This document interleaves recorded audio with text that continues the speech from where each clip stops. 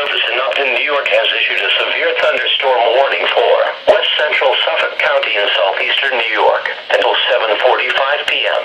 At 6:42 p.m., Doppler radar indicated a severe thunderstorm capable of producing quarter-size hail and destructive winds in excess of 70 miles per hour. This storm was located over Brookville, or over Syosset, and moving east at 35 miles per hour. Locations impacted include Huntington, Port Jefferson, Northport, Huntington Station, Comac, Stony Brook, Hauppauge, Middle Island, Centerbridge, Smithtown, Rocky Point, Coram, Mount Sinai, Cold Spring Harbor, Farmingville, Dix Hills, Lake Grove, Islandia, Nisqually, head of the harbor. Severe thunderstorms produce damaging winds, destructive hail, deadly lightning, and very heavy rain. For your protection, move to an interior room on the lowest floor of your home or business.